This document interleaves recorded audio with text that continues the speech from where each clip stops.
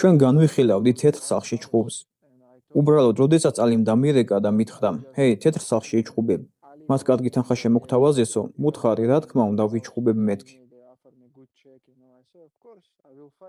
მეორე დღეს მირეკავენ და მეუბნებიან: ილიამ დიდი თანხა მოითხოვა და მათ უარი უთხრეს. ხოლო იმავე თანხის სანაცვლოდ მან გეიჯისთან ბრძოლა აირჩია. აი რატომ მას შედგა ეს ბრძოლა. მაგრამ მე მზად ვიყავი ივნისში მეჭყობა. ამის შემდეგ ივლისი დაკავებული იყო. კონორი ბრუნდებოდა მაქს ჰოლოვეის წინააღმდეგ. აგვისტო კი თავისუფალი იყო. მაგრამ მე მზად ვიყავი ივნისიდან ნებისმიერ დღეს საჩხუბრად. როგორი იყო შენი რეაქცია თეთრი სახლის მთავარ ბრძოლაზე? იმ ეპიკურ ბრძოლაზე ჯასტინ გეიჯი ილია თოფურიას წინააღმდეგ. თუ გაგაუცა ამ ბრძოლა, თუ ეს ისეთი პერფორმანსი იყო, რასაც ჯასტინ გეიჯისგან ელოდი? გულწრფელად რომ ვთქვა, გაოცებული დავრჩი, რადგან ჩემთვის რომ გეკითხათ, ამ ბრძოლიდან მე ილიას ავირჩევდი.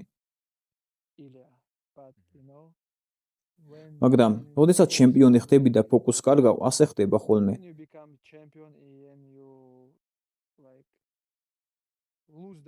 ეს ასე ხდება. ეს ძალიან საშიში სპორტია და ვფიქრობ, ილიასაც მოუვიდა არის ის, რომ დააფასა ჯასტინ გეიჯი, რადგან ფიქრობდა, რომ იოლად დაამარცხებდა და დაანოკაუტებდა.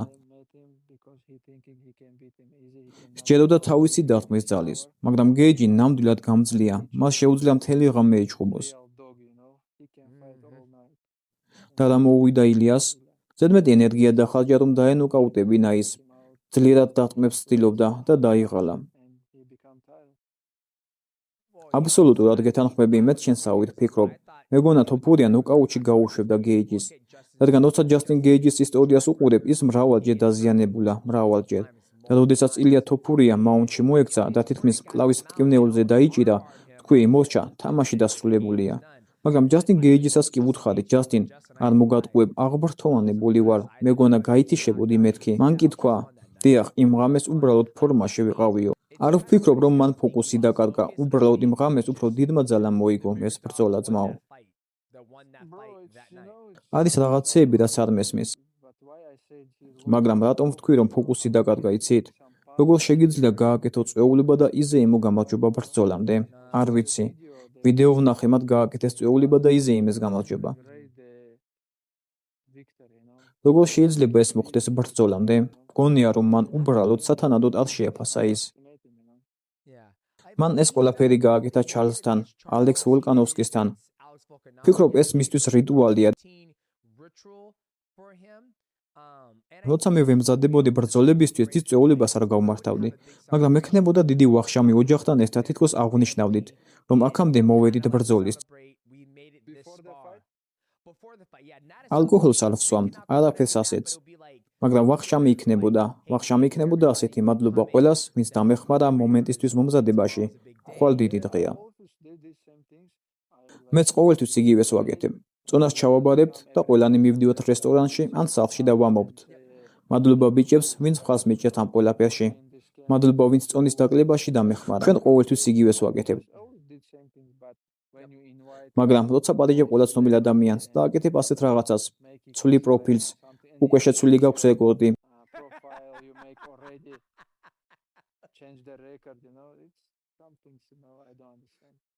ზოგიერთები ამას მანიფესტაციას ეძახიან. როცა რაღაცას მანიფესტირებ, ზუსტად იგივე ხდება ხოლმე. ინგლისური ასე კარგად არ ვიცი. არ ვიცი რას ნიშნავს მანიფესტაცია. მოგწერ ძმაო.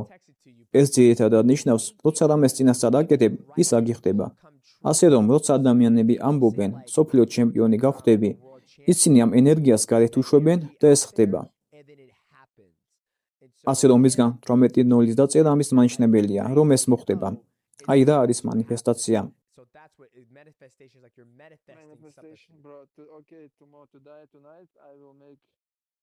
კარგი, ანუ დღეს ღამით რომ ვთქვა, ხვალ მილიარდელი გავხდები და დავიძინო. შეიძლება ეს მოხდეს, ძმაო.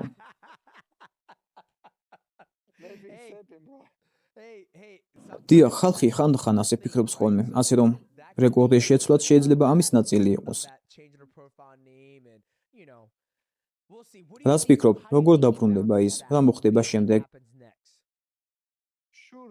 რა თქმა უნდა, დაბრუნდება. რადგან ის ჯერ კიდევ ახალგაზრდაა. დრო აქვს და ვიმედოვნებ, რომ დაბრუნდება და კარგ პერფორმანსს აჩვენებს. რადგან ვხედავ ილია კარგი მებრძოლია. აქვს კარგი დარტყმა, კარგი ჭიდაობა, კარგი უნარები პარტიაში. თუ ისევ მოახდენს ფოკუსირებას, შეიძლება ისევ გახდეს ჩემპიონი.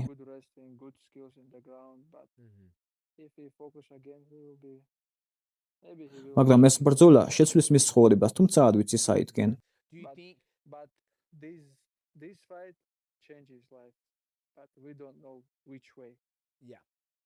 აბსოლუტურად. დაბრუნდება უფრო ფრთხილი თუ დაბრუნდება უფრო აგრესიული?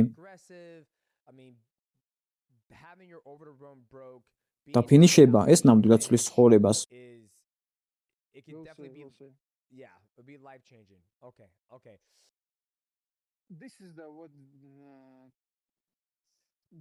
აი ეს არის ის ნაწილი, სადაც ჩვენ ყოველთვის ფოკუსირებულნი ვართ, ვიყოთ ფანტასტიკურ ფორმაში. რა თქმა უნდა, ვეძებთ მეტოქეს, ვადგენთ საბრძოლო გეგმას და ამ ბანაკისთვის მოვიყვანე ორი ბიჭი, რომლებიც მაღლები არიან, კარგი წვდომი აქვს.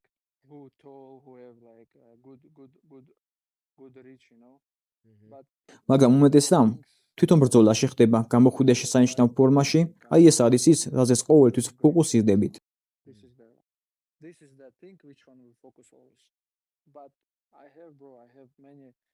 მაგრამ ყავს ბევრი ძალიან კარგი სპარინგ პარტნიორი, მაგალითად უსმანი და ამბრო. მათ მსგავსი სტილი აქვთ. უსმანიც არ მიდის მეტისმეტად წინ, უბრალოდ ცდილობს გააკეთოს კონტრდარტყმები.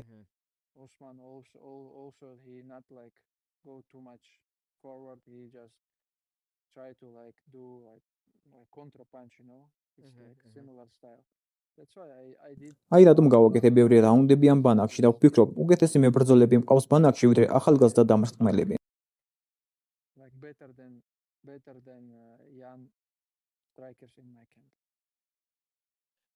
რადგან იან სირბილი სჭირდება, თუ შეხედავ ბოლოს როდის გათიშავინმე ნოკაუტით, გონი 2022 ან 23 წელს იყო, ასე რომ ის ნამდვილად არ აფინიშებს ხალხს. მაშინ როცა შენ აფინიშებ ტოპ ბიჭებს, დასტინ პორიე, ჩარლზ ოლივეირა,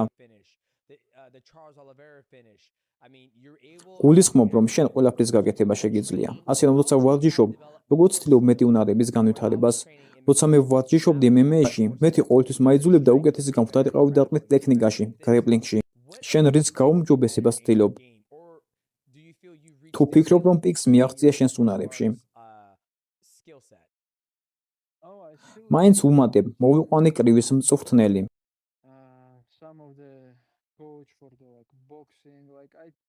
ცვლილებები მიყვარს, მაგრამ არა მთელი თამაშის შეცვლა. ასევე მაქვს კარგი დარტყმითი ტექნიკა, კარგი ჭიდაობა, კარგი გრეპლინგი, მაგრამ მიყვარს განვითარება. და მოვიყვანე ახალი სპარინგ პარტნიორები ამ თამაშის შესაცვლელად. ყავს ბიჭი, ხოსე ალვარესი ესპანეთიდან, ისიც მაღალია, კარგი დამრტყმელია. კიდევ ერთი ბიჭი ყავს უკრაინიდან, მისი სახელია იაროსლავი, ისიც დიდი ბიჭია და ყოველთვის ვცდილობ გავაკეთოთ რაღაც ახალი. მაგრამ თამაში იგივეა ძმაო. ყველა მიცის ჩვენი გეგმა, უბრალოდ წავაქცევ ჩემო წინააღმდეგეს, დავიჭერ მიწაზე, ვაკონტროლებ, დავღლი და ვეცდები იქვე დავამთავრო საქმე. ერთი კითხვა მაქვს, რატომ აკეთებ ამ პოდკასტს და ყველაფერს, რაში გჭირდება ეს ვერ ხვდები, მითხარი, შეიძლება მეც იგივე უნდა გავაკეთო ძმაო. მიყვარს სპორტსმენებთან ლაპარაკი და იმის გაგება თუ რა გამოძრავებთ. ყოველთვის გაუცებული ვარ იმით, რომ როცა მე ვჩხუბობდი MMA-ში, მხოლოდ ჩხუბზე ვიყავი ფოკუსირებული და არასდროს გავდიოდი გარეცხვა რამეების გასაკეთებლად, მაგრამ როცა შენ გიყურებ, გაუცებული ვარ. მოდიხარ საოცარი გუნდიდან, დადიხარ მოტოკროსზე, მეც ვიყავი ამით დაინტერესებული. თამაშობ პადელს.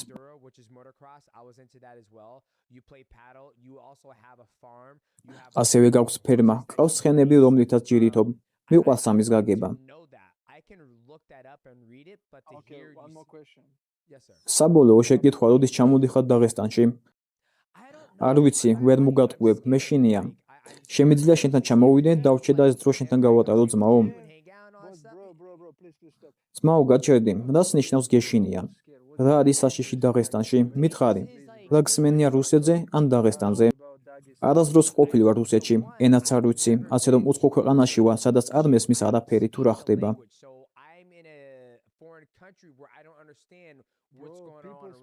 ძმაო, ილაპარაკე ინგლისურად. აქ ზოგიერთი ადამიანი ლაპარაკობს ინგლისურად. არა ყველაფერს, მაგრამ მაინც ლაპარაკობენ. ნუ ამბობ რომ გეშინია, ეს არის ყველაზე უსაფრთხო ქვეყანა. ძმაო, ევროპაში ვიყავი, მანქანა გამიძასწვეს. ყველაფერი წაიღეს, ბარგი, ყველაფერი. მაგრამ რუსეთში ეს შეუძლებელია. ეს არის ყველაზე უსაფრთხო ქვეყანა. მართლა 100%-ით.